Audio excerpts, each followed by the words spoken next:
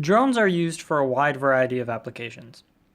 Many of these occur outdoors, where drones can do things like inspect wind turbines, make maps, or even take nice pictures and video.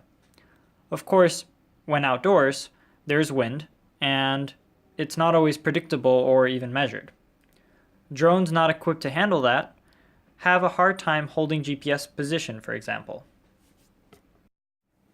Given a reference position and constant wind, a drone with a simple controller will develop some steady-state error over time, and we define that steady-state error to be the distance between where the drone settles and where it wants to be.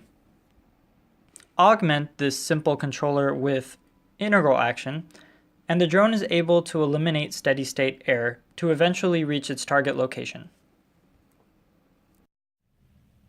For this experiment, we use Stormy, our friendly drone, and we command it to a hover position at 1 meter over these optical markers. Later we turn on the fan, and we see how well it holds its XY position. I will perform two tests. Both have the same core controller generated by the pole placement method. For the first test, we leave it alone and test it as is. For the second test, we add integral action to the XY position. This means that XY error is accumulated over time and multiplied by a gain. That's then added to the response of the system and should get rid of steady state error. Here's the first experiment with no integral action.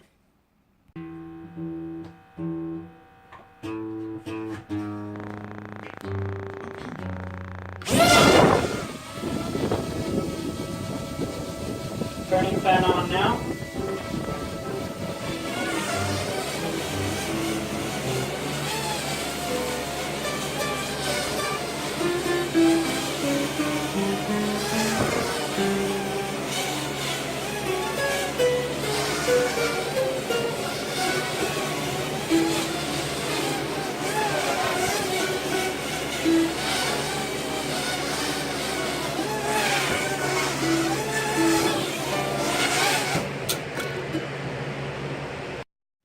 And now for the second experiment with integral action.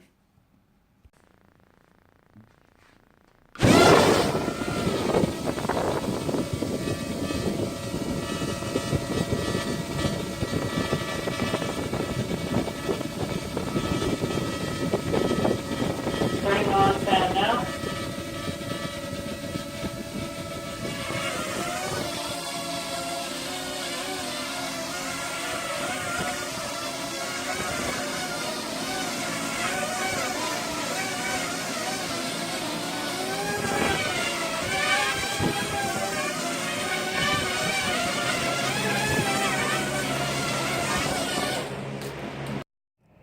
This graph shows the XY position of both experiments. The direction of wind is upwards as shown by the blue arrow, and both experiments start at the red dot at the origin. The blue line represents the first experiment without integral control, and its mean error was 80 centimeters from the origin.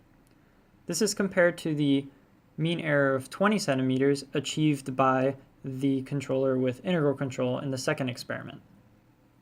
These two trials, in addition to others, suggest that the integral control successfully reduces error over time. In the linear scenario, we would actually see this error go to 0. However, the force of wind in this case cannot be assumed to be constant and is highly nonlinear, and is also not evenly distributed throughout space. That's why you saw in the video the drone moving around so much, and you can see that reflected in these graphs.